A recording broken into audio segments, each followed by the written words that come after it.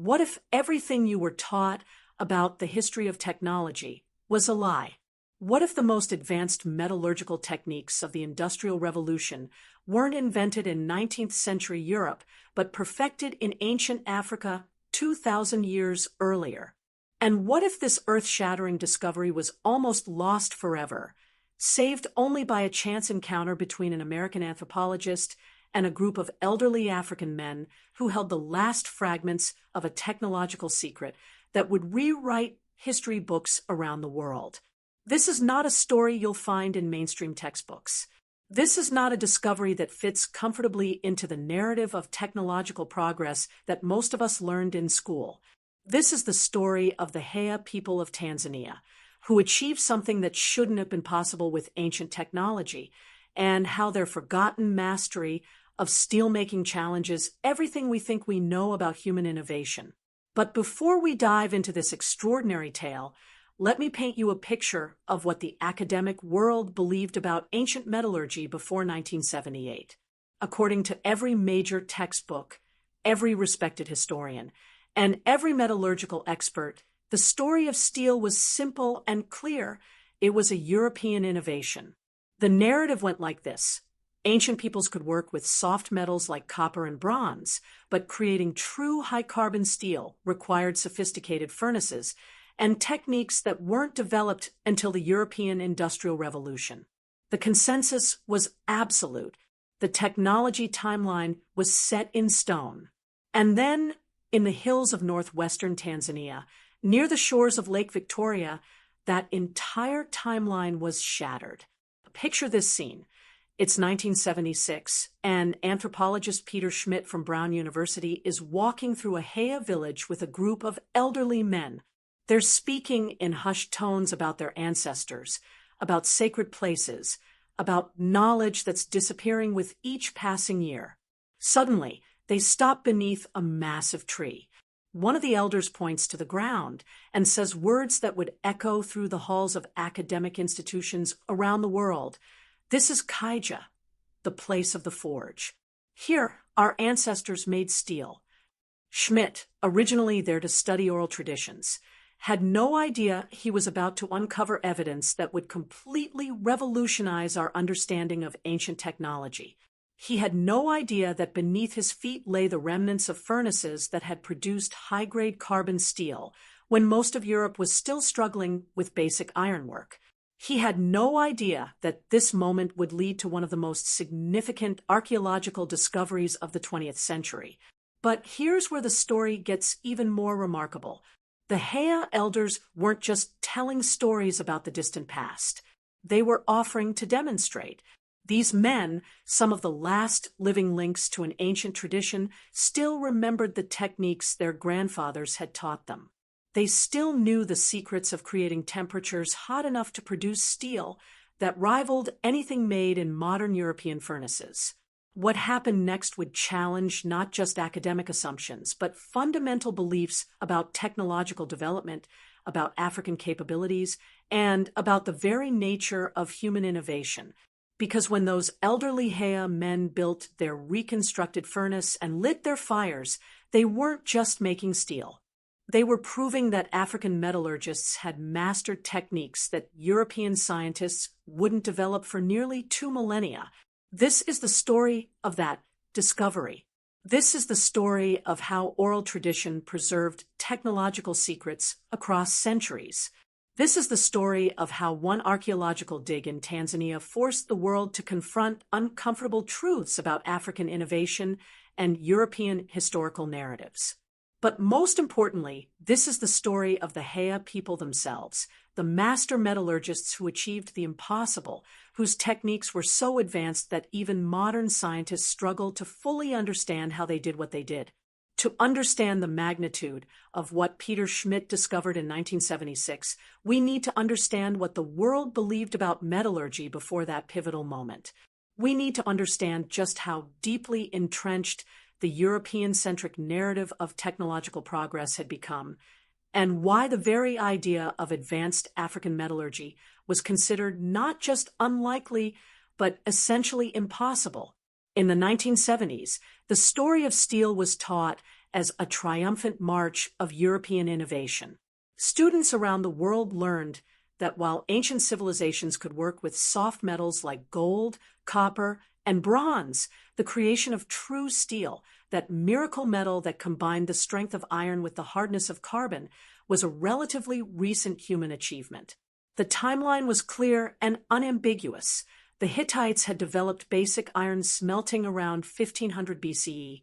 The Chinese had made some advances in iron technology during their various dynasties.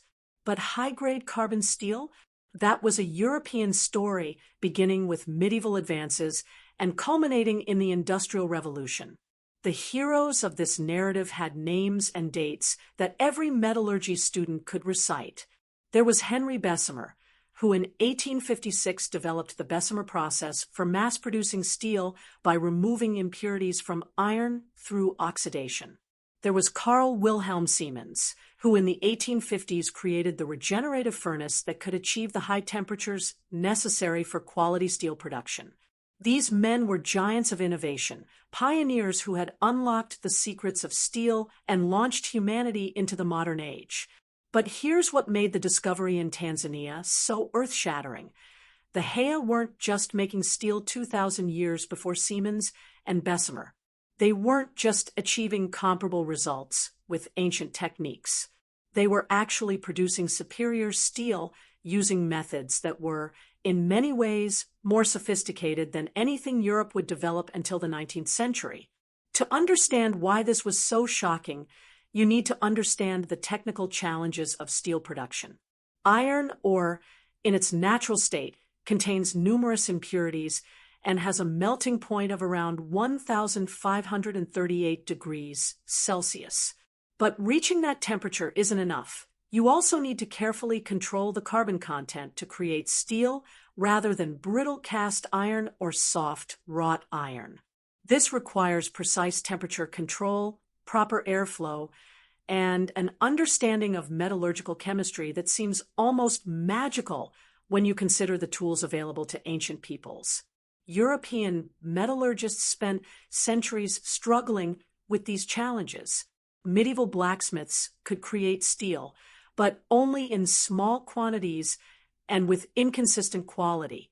The breakthrough didn't come until the development of blast furnaces, then coke-fired furnaces, and finally the regenerative heating techniques that allowed for the precise temperature control necessary for high-quality steel production.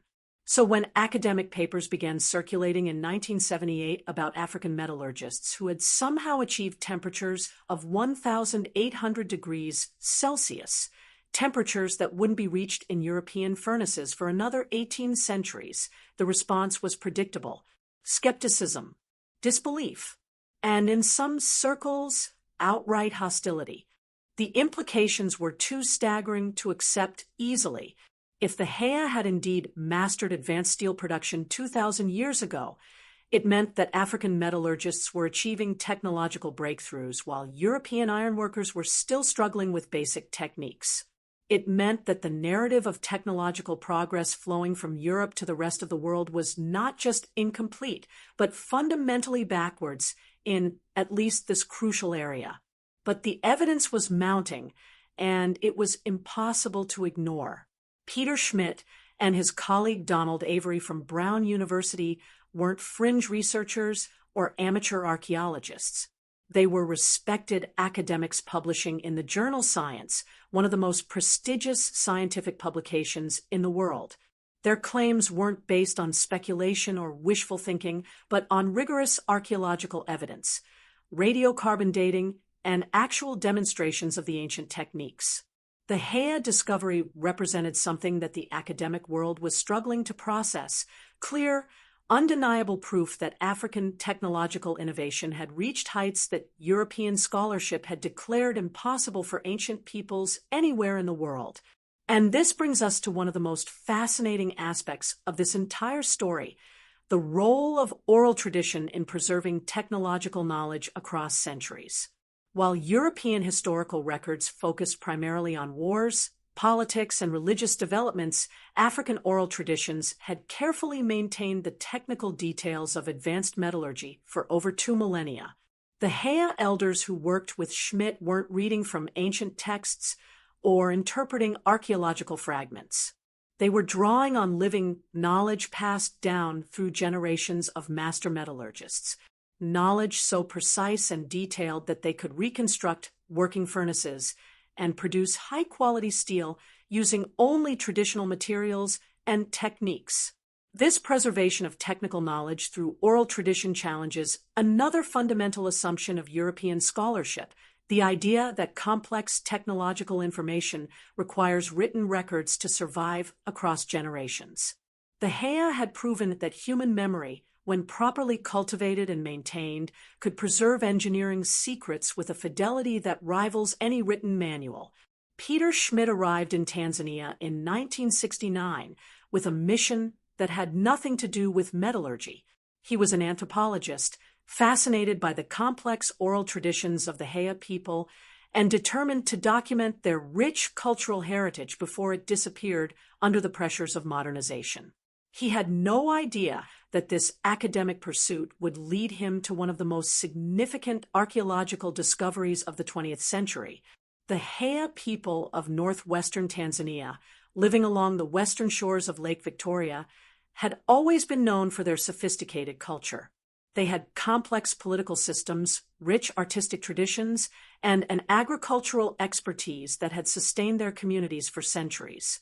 But what Schmidt discovered was that they also possessed something far more extraordinary: detailed memories of technological achievements that predated European industrialization by nearly 2 millennia.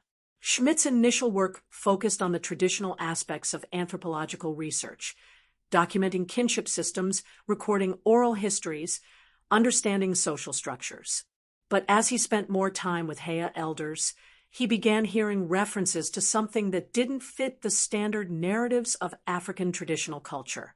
The old men spoke of ancestors who had been master iron workers, who had possessed secrets of fire and metal that had been passed down through generations.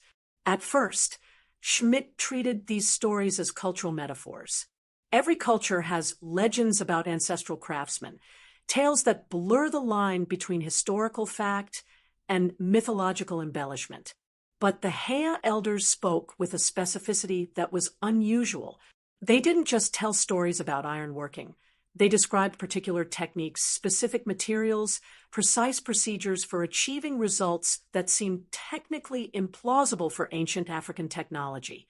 The turning point came when Schmidt was working with elders in the village of Kataruka.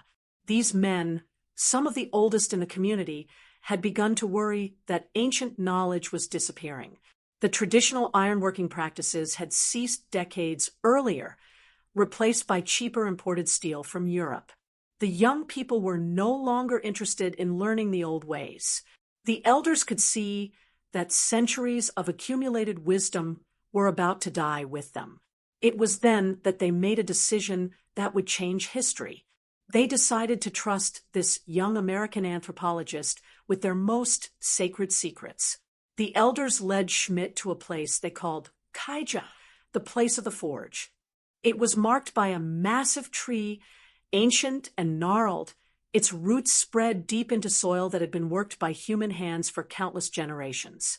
This wasn't just any tree. It was a shrine tree, a sacred marker that identified the site of ancestral iron smelters. Standing beneath that tree, listening to the elders describe the techniques their grandfathers had used, Schmidt began to realize that he might be hearing descriptions of metallurgical processes that were far more sophisticated than anything he had imagined possible for traditional African technology. The elders spoke of furnaces that could reach temperatures that seemed impossibly high. They described techniques for controlling airflow and carbon content that sounded remarkably similar to industrial processes. But Schmidt was still skeptical. Oral traditions, no matter how detailed, could easily incorporate elements from more recent contact with European technology. The stories might be mixing ancient practices with knowledge gained from colonial-era interactions. Without physical evidence, without archaeological proof, these oral accounts remained fascinating but unverifiable. That's when the elders made an offer that took Schmidt's breath away. They offered to build a traditional furnace and demonstrate the ancient techniques. These elderly men, some of whom hadn't practiced ironworking in decades, were willing to attempt a reconstruction of their ancestors' metallurgical methods. The offer came with conditions and concerns. The elders emphasized that this wasn't just a technical demonstration. It was a sacred practice connected to ancestral spirits and traditional religious beliefs. The furnace construction would need to follow precise ritual protocols. Certain materials would need to be gathered from specific locations. The work would need to be done with proper respect for the ancestors who had first developed these techniques. Schmidt agreed to all conditions. He understood that he was being offered something unprecedented, a chance to witness the reconstruction of ancient technology using traditional knowledge that had survived for centuries through oral transmission. This wasn't just an archaeological opportunity.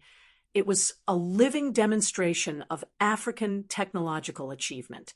The reconstruction project took place in 1976, and what Schmidt witnessed challenged everything he thought he knew about ancient metallurgy. The elderly Hea men, working entirely from memory and traditional knowledge, constructed a furnace that was unlike anything in the archaeological literature. It was 1.6 meters high, cone-shaped, made from slag and mud, and built over a pit packed with partially burned swamp grass. But the most remarkable feature of the furnace wasn't its construction. It was its operation. The elders positioned 8 ceramic blowpipes, called tuyères, in a configuration that seemed designed to preheat the air entering the furnace.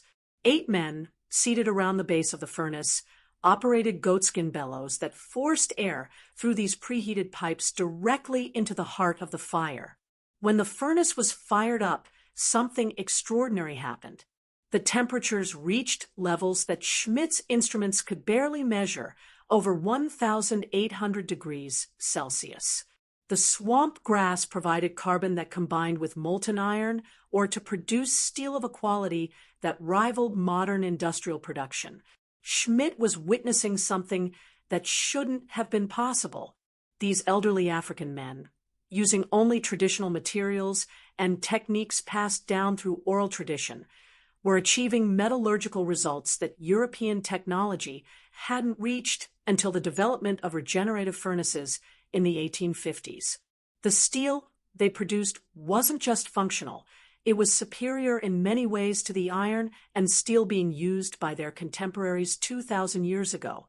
The preheating technique allowed for more complete combustion, higher temperatures, and better control over the final product's carbon content.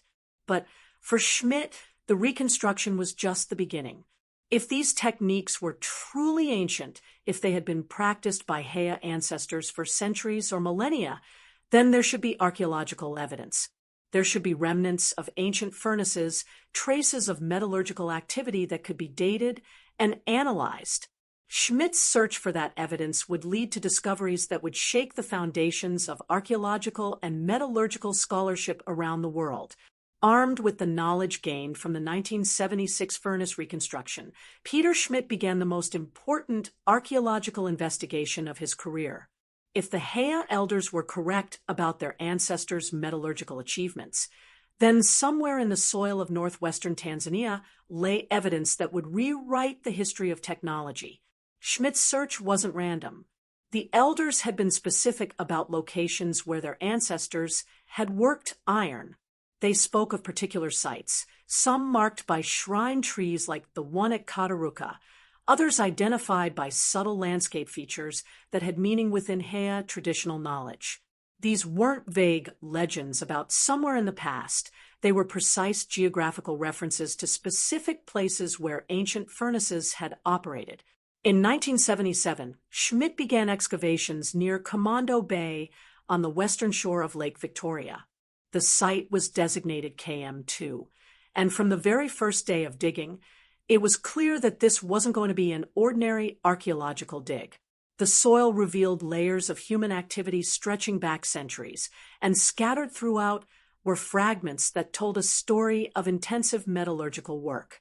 The first discoveries were ceramic fragments, pieces of what appeared to be furnace walls and tuyères, the ceramic pipes that had been used to direct air into ancient fires.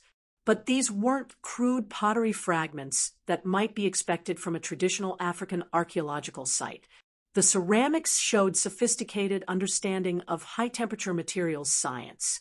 They had been engineered to withstand extreme heat, using clay compositions and firing techniques that required considerable metallurgical knowledge. As the excavation progressed, Schmidt and his team began uncovering something that sent shockwaves through the archaeological community: the remains of ancient furnaces that were nearly identical in design to the one the Hea elders had reconstructed in 1976. The first furnace discovery at KM2 was remarkable enough, but as the dig continued, more furnaces emerged from the soil. By the end of the excavation, Schmidt had uncovered evidence of 13 separate furnaces, all showing the same sophisticated design, all clearly built for high-temperature metallurgical work. But the most stunning discovery wasn't the furnaces themselves, it was their age. When charcoal samples from the furnaces were submitted for radiocarbon dating, the results defied everything that archaeologists thought they knew about African technological development. The furnaces weren't a few hundred years old, as might be expected from traditional African ironworking. They weren't even from the medieval period, when some advanced metallurgy was known to have developed in various parts of Africa. The furnaces were between 1,500 and 2,000 years old. They dated to the first few centuries of the Common Era, a time when European metallurgists were still struggling with basic iron production techniques. Schmidt couldn't believe the initial dating results. He ordered additional tests using different charcoal samples and different laboratories. The results were consistent. These furnaces had been operating during the height of the Roman Empire, at a time when Roman metalworkers were producing iron and steel of far inferior quality using less sophisticated techniques. But Schmidt wasn't content with evidence from a single site. If the Hea had truly developed advanced metallurgy 2,000 years ago, then there should be evidence at other locations as well. In 1978 and 1979, he expanded his excavations to include the KM3 site, also located near Commando Bay. The KM3 excavations provided even more dramatic evidence of ancient Hea metallurgical sophistication. Not only did the site contain furnace remains similar to those found at KM2, but it also provided definitive proof of the preheating techniques that had made Hea steel production so advanced. The key evidence was in the tuyères themselves. Analysis of the ceramic pipes revealed that they had been designed and positioned to preheat the air entering the furnaces. The arrangement wasn't accidental. It showed clear understanding of thermodynamic principles that European metallurgists wouldn't master until the development of regenerative furnaces in the 19th century.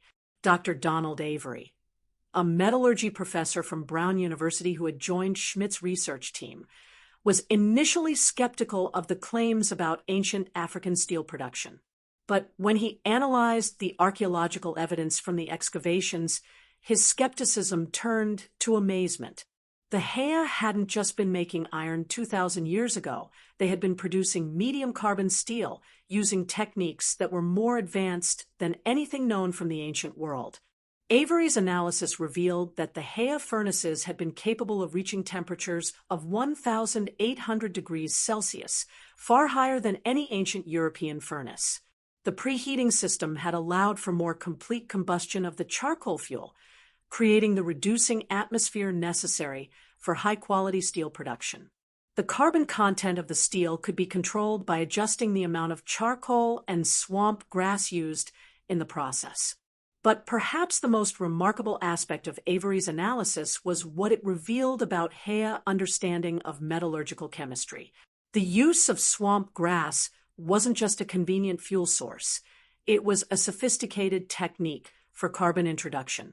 When the grass was partially burned in the base of the furnace, it created charcoal that provided exactly the right amount of carbon for steel production. This wasn't trial and error.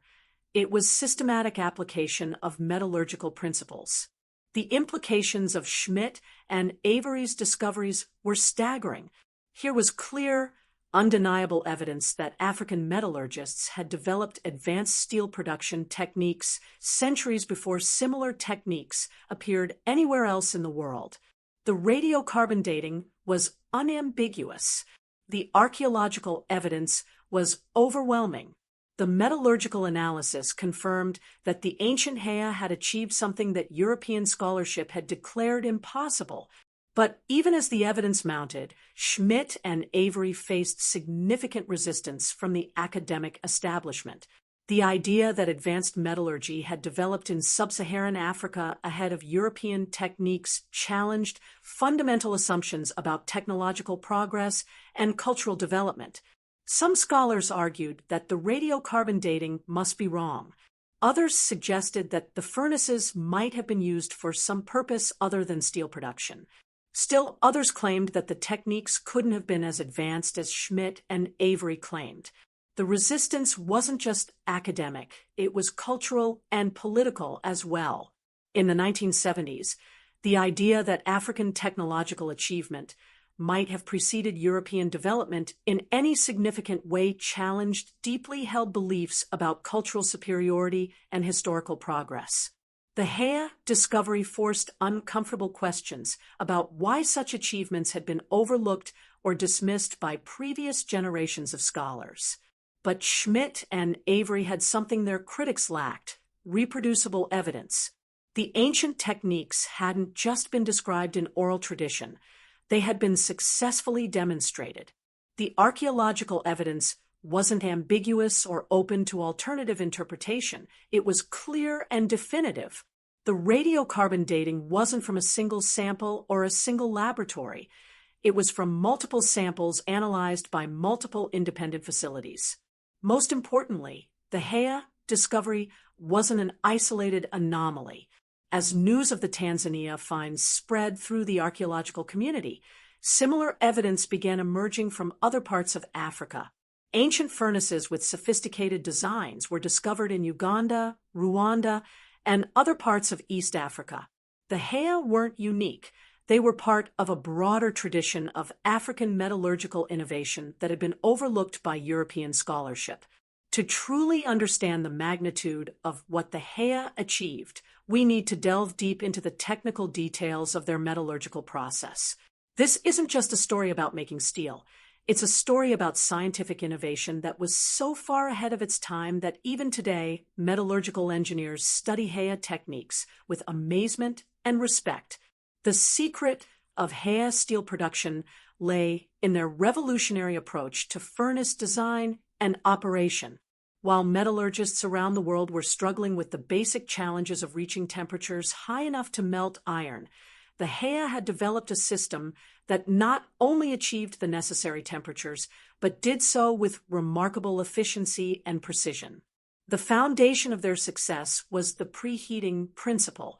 This might sound like a simple concept, but its implementation required sophisticated understanding of thermodynamics, airflow dynamics, and combustion chemistry. The Hea had discovered that by preheating the air entering their furnaces, they could achieve temperatures that would otherwise be impossible with the fuel sources available to them. Here's how their system worked. The furnace itself was built over a pit filled with partially burned swamp grass. This wasn't random vegetation. The Hea had specifically chosen swamp grass because when burned in a controlled, oxygen-poor environment, it produced charcoal with exactly the right carbon content for steel production. The grass was burned until it reached a specific stage of charring, then covered with iron or an additional charcoal. But the real innovation was in the air delivery system. 8 ceramic tuyères were positioned around the furnace in a carefully calculated arrangement. These weren't simple pipes. They were engineered ceramic devices designed to withstand extreme temperatures while directing airflow with precision. The tuyères extended deep into the furnace, where they would be heated by the intense fires within. 8 men operated goatskin bellows positioned around the base of the furnace. The bellows were connected to the tuyères through a system that ensured continuous airflow. But here's the crucial innovation. As the air traveled through the heated tuyères, it was preheated to temperatures of 600 degrees Celsius or more before entering the combustion zone. This preheated air created a cascade of benefits that made Heya steel production far superior to any other ancient metallurgical technique. First, the higher temperature air allowed for more complete combustion of the charcoal fuel, extracting maximum energy from every piece of carbon. Second, the increased combustion efficiency created higher furnace temperatures, up to 1,800 degrees Celsius, hot enough to not just melt iron, but to create the fluid conditions necessary for high-quality steel production. Third, and perhaps most importantly, the preheated air system created better control over the furnace atmosphere. Steel production requires a carefully balanced, reducing atmosphere, enough oxygen to maintain combustion, but not so much that the iron oxidizes instead of absorbing carbon. The Heya preheating system allowed for precise control of this balance. The use of swamp grass wasn't just clever fuel management, it was sophisticated metallurgical chemistry. When the grass was charred in the oxygen-poor environment at the base of the furnace, it created a carbon-rich zone that served multiple purposes. The charcoal provided fuel for the intense heat needed to melt iron ore. But more importantly, it created the carbon-rich environment necessary for steel production. As iron ore melted in the upper portions of the furnace, it dripped down through this carbon-rich zone, absorbing exactly the right amount of carbon to create medium carbon steel.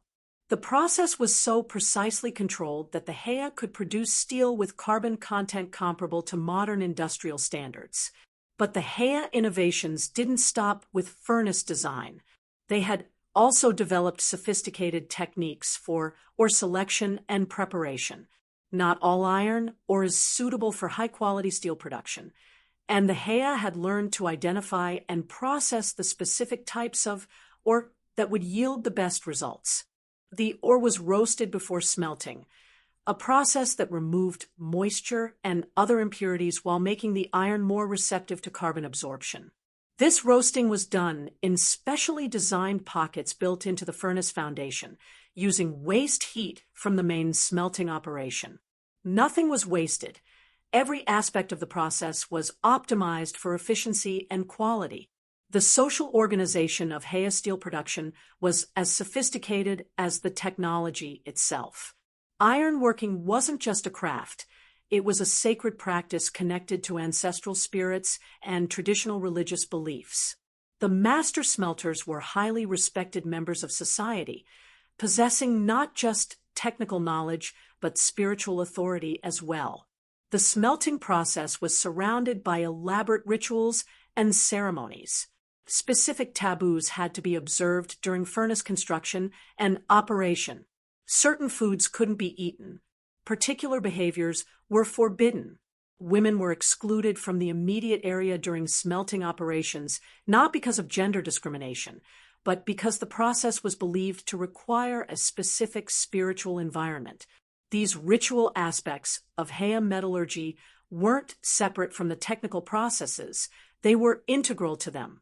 The rituals served to maintain the precise timing and careful attention to detail that high-quality steel production required.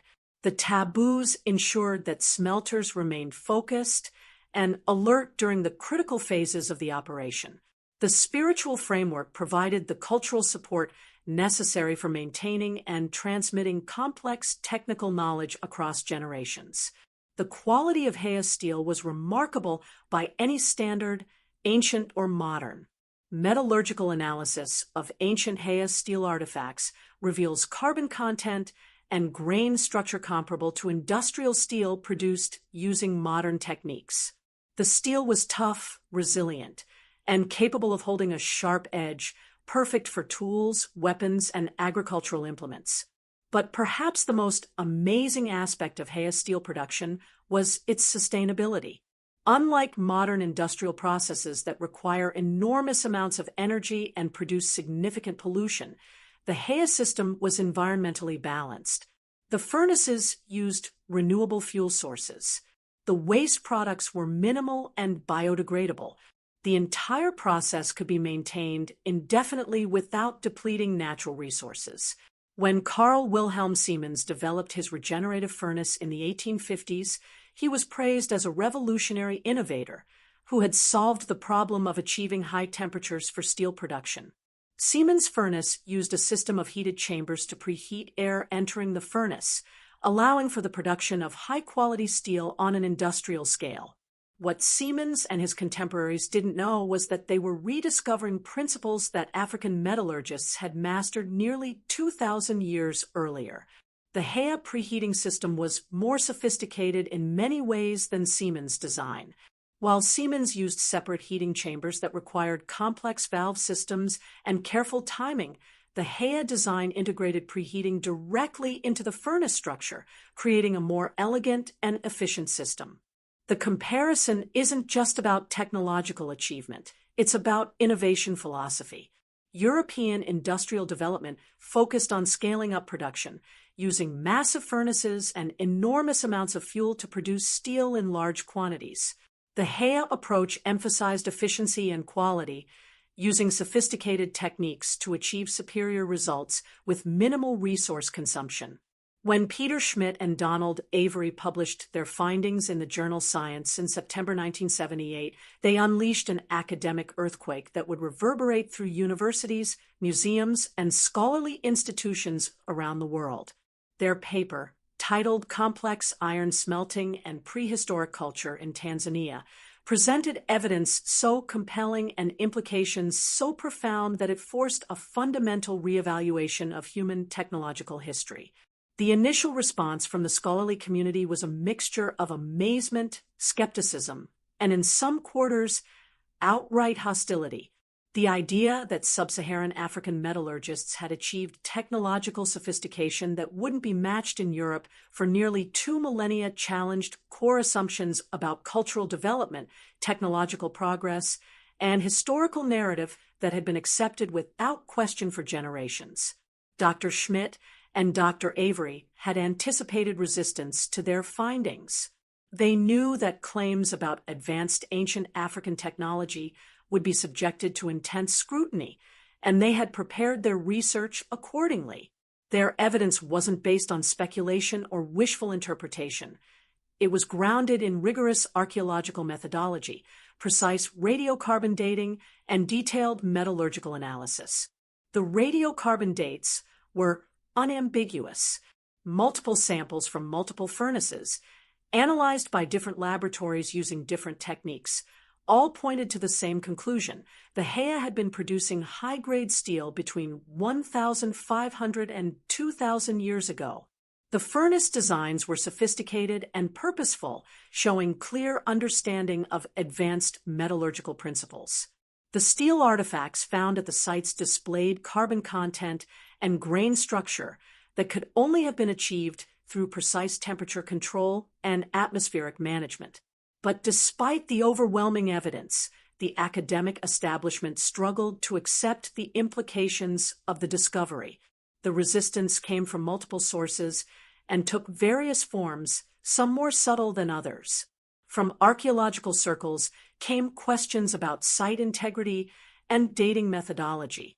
Some scholars suggested that the furnaces might have been contaminated by later activity, that charcoal from more recent fires might have found its way into ancient archaeological layers. Others questioned whether the radiocarbon dates could be trusted, pointing to the complexities of dating archaeological sites in tropical environments. These were legitimate scientific concerns that deserved serious consideration. Schmidt and Avery addressed each objection with additional evidence and more rigorous analysis. They conducted multiple excavations at different sites. They submitted samples to different laboratories for independent verification. They brought in additional experts to review their methodology and conclusions. The weight of evidence continued to support their original findings. The furnaces were genuinely ancient. The dates were accurate. The metallurgical achievements were real. From metallurgical experts came a different kind of resistance. Some argued that the techniques described by Schmidt and Avery couldn't have produced the results claimed. They pointed out that achieving temperatures of 1,800 degrees Celsius required sophisticated furnace design and precise atmospheric control that seemed impossible for ancient technology. This skepticism led to one of the most dramatic vindications in archaeological history. In response to challenges about the feasibility of ancient Hea techniques, Schmidt and Avery organized additional demonstrations using traditional methods. Working with Hea elders who still remembered the old techniques, they reconstructed ancient furnaces and successfully produced high-carbon steel using only traditional materials and methods. The demonstrations were conducted under scientific supervision, with precise temperature measurements and continuous monitoring of furnace conditions. The results were unequivocal. The ancient Hea techniques not only worked as described, but they produced steel of remarkable quality. The preheating system achieved the claimed temperatures. The carbon control was precise enough to produce medium carbon steel consistently. The overall process was more sophisticated than many modern metallurgical techniques. But perhaps the most significant resistance came from cultural and intellectual quarters that weren't primarily concerned with archaeological or metallurgical evidence. The Hea discovery challenged fundamental narratives about technological development and cultural achievement that had deep roots in European intellectual tradition. For centuries, European scholarship had constructed a narrative of technological progress that placed European innovation at the center of human development. This narrative wasn't just about metallurgy. It encompassed everything from agriculture to astronomy, from mathematics to medicine. The underlying assumption was that technological sophistication was primarily a European achievement that had gradually spread to other parts of the world through trade, conquest, and cultural diffusion. The Hea discovery didn't just challenge this narrative, it turned it completely upside down. Here was clear evidence that African metallurgists had achieved technological breakthroughs that Europe wouldn't match for nearly 2 millennia. The implications were staggering. If African innovation could surpass European achievement in metallurgy, what other assumptions about technological development might be wrong? Some scholars embraced these implications and began searching for similar evidence of advanced African technology in other fields. They found it: advanced astronomy in ancient Mali, sophisticated mathematics in medieval Africa, agricultural innovations that had spread from Africa to other continents. The more they looked, the more evidence they found of African technological achievement that had been overlooked or dismissed by previous generations of scholars. But other scholars resisted these findings, clinging to traditional narratives despite mounting evidence to the contrary. Some argued that the Hea techniques must have been learned from contact with more advanced civilizations, perhaps Arab traders or European explorers. This argument collapsed when it became clear that the Hea techniques predated any significant contact with outside metallurgical traditions. Others suggested that the Hea achievements were isolated anomalies that didn't represent broader African technological capability. This argument also failed, as similar evidence of advanced metallurgy was discovered at sites throughout sub-Saharan Africa, indicating that sophisticated iron and steel production had been widespread across the continent. The most sophisticated resistance came from scholars who accepted the evidence but questioned its significance. They argued that technological innovation alone didn't necessarily indicate cultural sophistication, that the ability to produce high-quality steel didn't automatically translate into broader social or intellectual achievement. This argument revealed deep-seated biases about how technological accomplishment should be valued and interpreted. The same scholars who celebrated European metallurgical achievements as evidence of cultural superiority were reluctant to draw similar conclusions about African innovations that were demonstrably more advanced. The debate over the Hea discovery became a microcosm of larger discussions about cultural bias in academic research, about the role of European perspectives in shaping historical narratives, and about the need for more inclusive approaches to understanding human technological development. As the evidence for advanced Hea metallurgy became overwhelming and undeniable, the academic community was forced to grapple with uncomfortable questions about their own assumptions and biases. How many other African technological achievements had been overlooked or dismissed? How many innovations attributed to European genius had actually originated in Africa or other non-European cultures? How much of accepted historical narrative was based on cultural prejudice rather than objective evidence? The Hea discovery marked a turning point in archaeological and historical scholarship. It demonstrated the importance of taking African oral traditions seriously as sources of historical information. It showed the value of collaborative research that engaged with local communities and traditional knowledge holders. Most importantly, it proved that African technological achievement had been far more sophisticated and influential than European scholarship had ever acknowledged. Schmidt and Avery's work opened the door for a new generation of scholars who were committed to understanding African history on its own terms, without the burden of European preconceptions about what African societies could or couldn't have achieved. Their discovery became a cornerstone of what would later be called decolonized archaeology, an approach to historical research that challenged European-centered narratives and sought to understand all human societies as capable of innovation and achievement. As the evidence for ancient Hea metallurgical achievement became irrefutable, a disturbing pattern began to emerge in how this revolutionary discovery was being received and disseminated by academic institutions, educational systems, and popular media. Despite the groundbreaking nature of the findings, despite their publication in one of the world's most prestigious scientific journals, and despite their profound implications for understanding human technological development, the Hea steel discovery seemed to disappear into a black hole of academic silence. This wasn't the kind of reception that usually greeted discoveries of such magnitude. When European archaeological sites revealed evidence of ancient technological innovation, the findings typically received extensive coverage in academic journals, popular science magazines, and mainstream media. Museum exhibitions were organized. Textbooks were updated. The discoveries became part of the standard narrative taught in schools and universities around the world. But the Hea discovery followed a different trajectory. Despite being published in Science, one of the most widely read scientific journals in the world, the findings received minimal coverage in popular media.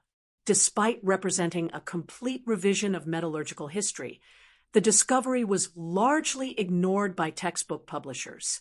Despite offering compelling evidence of African technological sophistication, the findings were rarely mentioned in museum exhibitions about ancient technology or African history. This pattern of neglect wasn't accidental. It was systematic and purposeful. The Hea discovery threatened too many established narratives, challenged too many comfortable assumptions, and raised too many uncomfortable questions about cultural bias in academic research. Rather than confronting these challenges directly, much of the academic and educational establishment chose simply to ignore the discovery, hoping it would fade from memory without forcing difficult conversations about historical accuracy and cultural prejudice. The conspiracy of silence operated on multiple levels. At the highest levels of academic administration, decisions were made about research funding, publication priorities, and curriculum development that consistently marginalized African historical achievements. Grants for additional research into ancient African technology were difficult to obtain.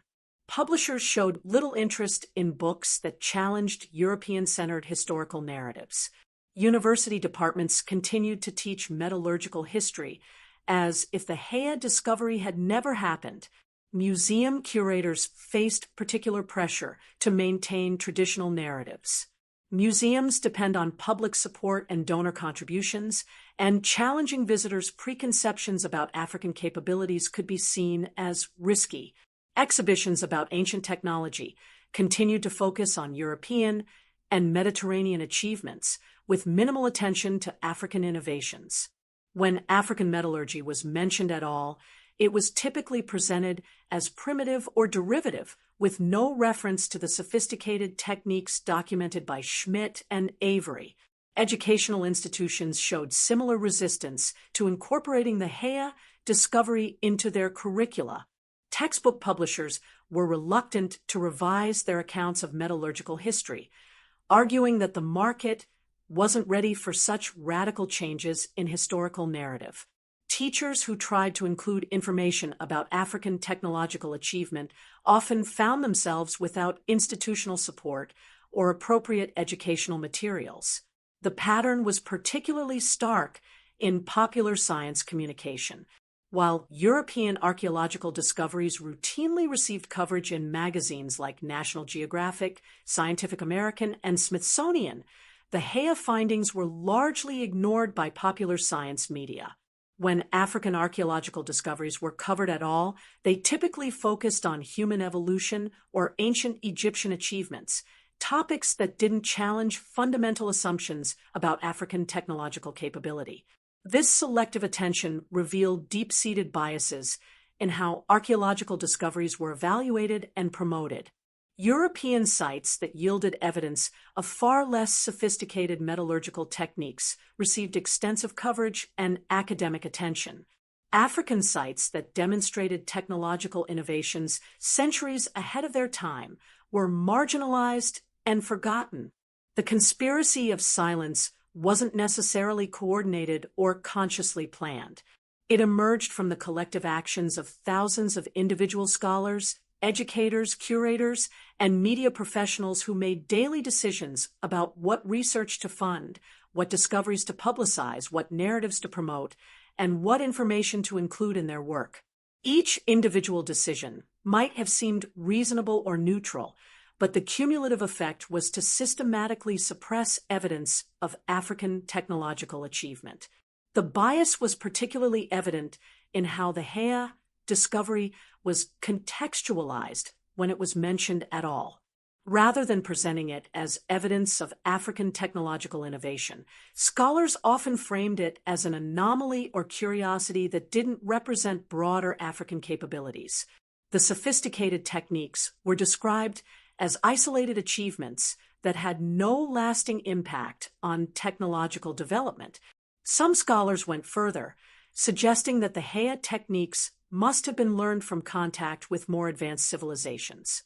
Despite clear evidence that the techniques predated any significant outside contact, these scholars insisted that Africans couldn't have developed such sophisticated metallurgy independently. This argument revealed the depth of cultural prejudice that prevented many academics from accepting evidence of African innovation. The economic dimensions of this bias were also significant. The academic publishing industry, museum sector, and educational market were dominated by institutions and individuals who had built careers on European-centered historical narratives. Acknowledging the sophistication of African technological achievement would require fundamental revisions to establish scholarship, potentially devaluing years of research and publication. There were also political dimensions to the silence surrounding the Hea discovery. The 1970s and 1980s were a period of intense debate about multiculturalism, cultural relativism, and the role of non-European perspectives in education.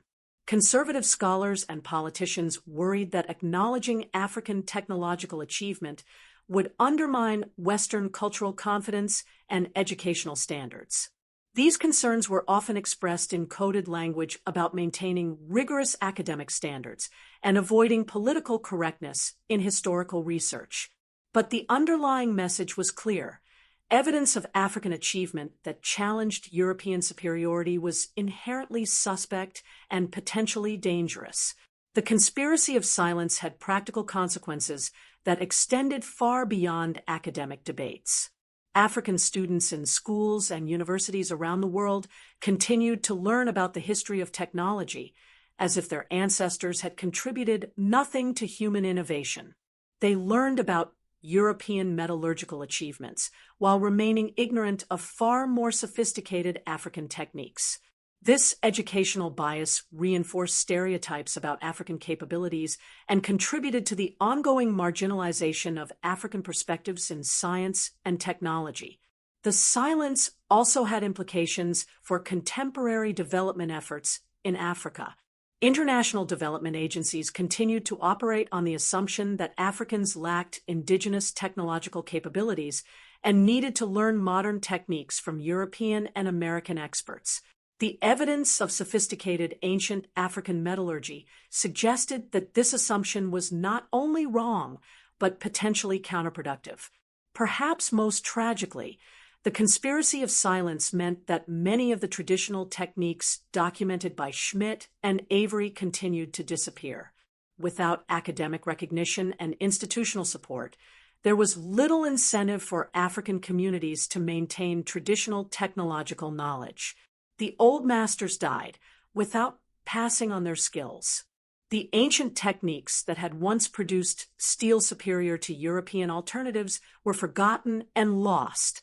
Some scholars and activists tried to resist this pattern of marginalization. They organized conferences focused on African technological achievement. They published books and articles that challenged European-centered narratives. They created educational materials that included African innovations alongside European discoveries. But these efforts faced enormous institutional resistance and limited resources. The internet and digital media eventually began to change the dynamics of information dissemination. Scholars and educators who were committed to more inclusive historical narratives could bypass traditional gatekeepers and reach audiences directly. YouTube videos, blog posts, and social media began to spread information about African technological achievements that had been ignored by mainstream academic institutions. But even in the digital age, the legacy of the conspiracy of silence continued to shape how historical information was received and understood. Generations of students had learned European-centered narratives of technological development. Changing these deeply ingrained assumptions required more than just access to alternative information. It required a fundamental shift in how people understood the relationship between race, culture, and technological achievement. Today, more than 4 decades after Peter Schmidt and Donald Avery first published their groundbreaking findings, the Heya steel discovery is finally beginning to receive the recognition it deserves. A new generation of scholars, educators, and technology enthusiasts has embraced the evidence of ancient African metallurgical achievement and is working to integrate this knowledge into broader narratives about human technological development. This modern reckoning has been driven by several converging factors. The internet and digital media have made it possible to bypass traditional academic gatekeepers and reach audiences directly. Social media platforms have enabled rapid sharing of information about historical discoveries that challenge conventional narratives. Most importantly, a growing awareness of cultural bias in academic research has created demand for more inclusive and accurate historical accounts. The transformation hasn't been easy or universal. Many educational institutions still teach metallurgical history as if the Heya discovery never happened. Most museums continue to present European-centered narratives of technological development. Many textbooks still describe steel production as a European innovation that gradually spread to other parts of the world.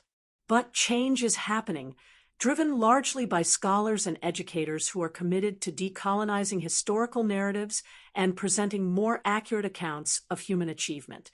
African universities have begun conducting their own research into traditional metallurgical techniques. International conferences now regularly feature presentations about African technological innovations. Academic journals are publishing research that challenges European-centered assumptions about technological development. The vindication of Schmidt and Avery's research has been particularly dramatic in recent years.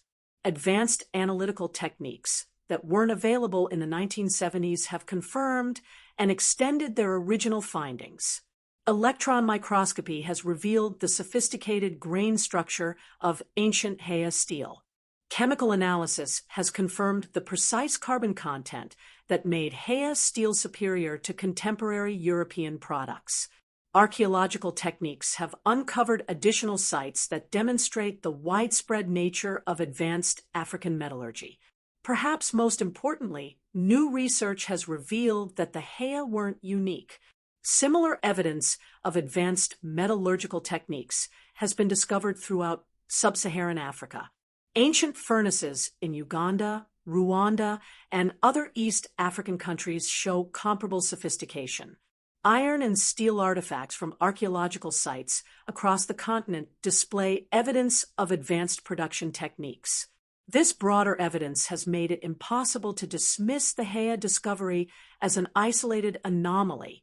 Instead, it's become clear that sophisticated metallurgy was widespread in ancient Africa, representing a technological tradition that was far more advanced than European scholarship had ever acknowledged. The modern metallurgical industry has also begun to take notice of ancient African techniques. Engineers studying the Hea preheating system have found principles that can be applied to modern steel production. The efficiency and sustainability of traditional African metallurgy offer lessons for contemporary efforts to reduce the environmental impact of industrial processes. Some companies have begun incorporating traditional African techniques into modern production methods. The preheating principles pioneered by the Hea have inspired new furnace designs that achieve higher temperatures with lower energy consumption. The carbon control techniques developed by ancient African metallurgists have influenced modern approaches to steel composition and quality control. Educational initiatives have also begun to address the historical neglect of African technological achievement. African history curricula increasingly include information about traditional metallurgy and other technological innovations. Science and technology education programs emphasize the global nature of human innovation, highlighting contributions from all continents and cultures. Museum exhibitions have slowly begun to incorporate information about African metallurgical achievements. The Smithsonian's National Museum of African Art has featured displays about traditional African metallurgy. Other institutions have organized traveling exhibitions that showcase African technological innovations alongside achievements from other cultures. The Internet has been particularly important in spreading awareness of African technological achievement. YouTube videos explaining Hea metallurgical techniques have reached millions of viewers. Blog posts and social media content about African innovations have challenged traditional narratives and educated new audiences about the sophistication of ancient African technology. This digital dissemination has had global impact. Students around the world now have access to information about African technological achievements that previous generations never encountered in their formal education. Engineers and researchers can learn about traditional techniques that offer solutions to contemporary challenges. The general public can discover historical narratives that challenge stereotypes about African capabilities. The modern reckoning has also revealed the ongoing relevance of traditional African technology. Climate change and environmental degradation have made the sustainability of traditional techniques particularly important. The Hea steel production methods used renewable resources, produced minimal waste, and operated in harmony with local ecosystems, qualities that are increasingly valuable in an era of environmental crisis. Contemporary African metallurgists and engineers have begun studying traditional techniques with new appreciation for their sophistication and sustainability. Some are working to revive traditional methods, adapting ancient principles to modern needs. Others are incorporating traditional knowledge into contemporary education and research programs. The recognition of African technological achievement has had important implications for contemporary development efforts. International development agencies are beginning to acknowledge that Africa has indigenous technological traditions that can contribute to modern development goals. Rather than simply transferring technology from developed countries, development programs are increasingly focused on building on existing African knowledge and capabilities. This shift in perspective has been particularly important in education and capacity building. African universities are developing programs that combine traditional knowledge with modern scientific training. Students learn about their own technological heritage while acquiring skills needed for contemporary challenges. The economic implications of recognizing African technological achievement are also significant. Tourism programs now include visits to historical metallurgical sites. Cultural heritage initiatives emphasize the value of traditional technological knowledge. Economic development programs build on traditional industries and techniques rather than simply replacing them with foreign alternatives. But perhaps the most important aspect of the modern reckoning is its impact on how Africans understand their own history and capabilities. For generations, African students learned about technology as if their ancestors had contributed nothing to human innovation. They learned about European achievements while remaining ignorant of far more sophisticated African techniques. Today, a new generation of African students is learning about their technological heritage. They're discovering that their ancestors were master metallurgists who achieved breakthroughs that Europe wouldn't match for centuries. They're learning that Africa has always been a center of innovation and achievement, not just a recipient of technology developed elsewhere. This transformation in historical consciousness has profound implications for African confidence, creativity, and technological development. When people understand that they come from traditions of innovation and achievement, they're more likely to see themselves as capable of continued innovation and achievement. As we reach the end of this extraordinary journey through time, space, and the hidden corridors of human achievement, we must confront a fundamental question. What does the story of the Heya steel masters mean for us today? What lessons can we draw from this remarkable tale of ancient innovation, academic bias, and the gradual triumph of truth over prejudice? The legacy of the Heya people extends far beyond metallurgy. Their story is ultimately about human potential, about the capacity for innovation and achievement that exists in all cultures, all societies, all peoples. It's about the danger of assumptions and stereotypes that blind us to evidence that challenges our preconceptions. And it's about the importance of listening to voices that have been marginalized or ignored by dominant institutions. When Peter Schmidt first listened to Heya elders describing their ancestors' metallurgical techniques, he was participating in something revolutionary. The recognition that knowledge and wisdom exist informs that European academic tradition had systematically devalued. Oral tradition, traditional knowledge, and indigenous expertise were finally being recognized as legitimate sources of historical and scientific information. This recognition has implications that extend far beyond African history. Around the world, indigenous communities possess traditional knowledge that could contribute to solutions for contemporary challenges. Traditional ecological knowledge offers insights into sustainable resource management. Traditional medical knowledge provides the basis for new pharmaceutical discoveries. Traditional agricultural techniques offer solutions for food security and environmental preservation. But accessing this knowledge requires the same kind of respectful collaboration that Schmidt practiced with the Heya elders. It requires recognizing that different cultures have developed different ways of understanding and manipulating the natural world. It requires acknowledging that European scientific tradition, despite its achievements, is not the only valid approach to knowledge and innovation. The Heya discovery also demonstrates the importance of challenging established narratives, especially when those narratives serve to marginalize or diminish particular groups of people. The European-centered story of technological development wasn't just wrong. It was actively harmful, contributing to stereotypes and assumptions that justified discrimination and exploitation. When we allow ourselves to believe that certain groups of people are inherently less capable of innovation and achievement, we create self-fulfilling prophecies that limit human potential. When we assume that technological sophistication is primarily a European achievement, we blind ourselves to innovations and solutions that exist in other cultural traditions. The conspiracy of silence that surrounded the Hea discovery for decades reveals how deeply these biases were embedded in academic and educational institutions. Despite overwhelming evidence, despite publication in prestigious journals, despite demonstration of the techniques themselves, the discovery was marginalized and ignored because it challenged fundamental assumptions about African capabilities. This pattern continues today in various forms.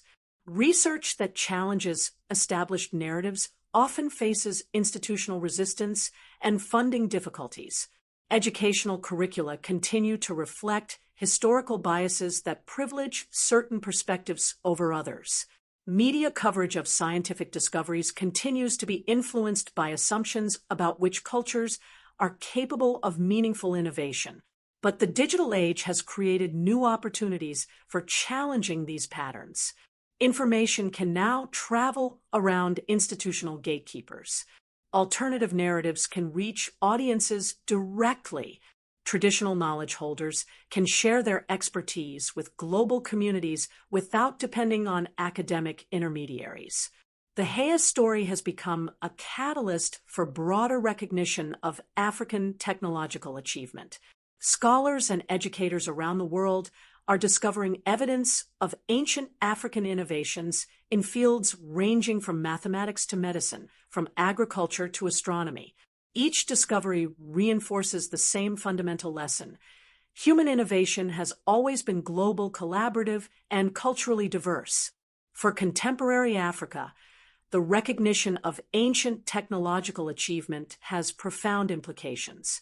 African students no longer need to learn about technology as if their ancestors contributed nothing to human innovation. African entrepreneurs and engineers can draw inspiration from traditions of innovation that stretch back millennia. African societies can build on indigenous knowledge traditions while engaging with global technological development. The environmental implications of traditional African technology are particularly relevant in an era of climate change and resource depletion. The Hea steel production methods were sustainable, efficient, and environmentally balanced. They used renewable resources, produced minimal waste, and operated in harmony with local ecosystems. Modern industrial processes, in contrast, are often unsustainable, inefficient, and environmentally destructive. Steel production today requires enormous amounts of energy, produces significant pollution, and depletes non-renewable resources. The ancient Hea techniques offer alternative approaches that could contribute to more sustainable industrial development. The social organization of traditional African technology also offers lessons for contemporary innovation. The Hea steel masters weren't isolated individual inventors working in competition with each other. They were part of communities that supported and maintained collective knowledge traditions across generations. Innovation was collaborative, culturally embedded, and socially sustainable. Contemporary innovation culture, particularly in Silicon Valley and other technology centers, often emphasizes individual genius and competitive advantage. But the most significant technological challenges facing humanity today, climate change, poverty, disease, inequality, require collaborative approaches that draw on diverse knowledge traditions and cultural perspectives. The Hea discovery reminds us that innovation has always been a collaborative human endeavor that benefits from diversity, cultural exchange, and inclusive participation. The most sophisticated technologies emerge not from isolated genius, but from communities that support creativity, maintain knowledge traditions, and foster collaboration across cultural boundaries. As we face the challenges of the 21st century, we need all the innovation and creativity that human societies can generate. We can't afford to ignore or marginalized knowledge traditions that could contribute to solutions for contemporary problems. We can't afford to maintain biases that limit our understanding of human potential and achievement. The story of the Hea Steel Masters is ultimately a story about possibility, about what humans can achieve when they combine creativity, knowledge, and determination. It's about the danger of assumptions that limit our vision of human potential. And it's about the importance of listening to all voices, respecting all knowledge traditions, and recognizing that innovation and achievement are universal human capabilities. The ancient fires of Hea furnaces may have long since cooled, but the knowledge they represented continues to illuminate new possibilities for human technological development. In an age when we desperately need sustainable, equitable, and culturally inclusive approaches to innovation, the master metallurgists of ancient Tanzania offer both inspiration and practical guidance. Their legacy reminds us that the future of technology depends not just on the most recent innovations, but on our ability to recognize, preserve, and build upon the accumulated wisdom of all human cultures. The steel masters of the Hea people proved that extraordinary achievement is possible in any time, any place, any culture. Their story challenges us to create conditions where such achievement can flourish in our own time, drawing on the full diversity of human knowledge and creativity. This is their gift to us, not just the technical knowledge of how to make steel, but the larger understanding that human potential is unlimited when we have the wisdom to recognize it, the courage to support it, and the vision to learn from all the traditions that have contributed to our collective human heritage. As our journey through this extraordinary hidden chapter of human history comes to an end, we're left with images that will linger long after the final words fade away. Picture those ancient furnaces glowing against the African night, temperatures soaring to levels that European metallurgists wouldn't achieve for nearly 2 millennia. Imagine the master smelters of the Hea people, their faces illuminated by sacred fires, practicing techniques that represented the pinnacle of ancient technology. But more than anything, remember Peter Schmidt standing beneath that shrine tree in 1976, listening to elderly voices carrying knowledge across the centuries. In that moment, oral tradition became archaeological revolution. Ancient wisdom became modern discovery, and the hidden achievements of African innovation finally stepped out of the shadows and into the light of global recognition. The story of the Hea Steel Masters is far from over. Each year brings new discoveries that confirm and extend our understanding of ancient African technological achievement. Each generation of students learns to see human innovation as a global phenomenon that has always drawn on the creativity and genius of all cultures.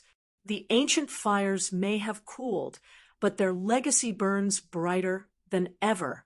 In every sustainable technology project that learns from traditional knowledge, in every educational curriculum that honors African innovation, in every young African student who discovers that their ancestors were master metallurgists centuries ahead of their time, the Hea people proved that extraordinary achievement knows no boundaries of time, place, or culture.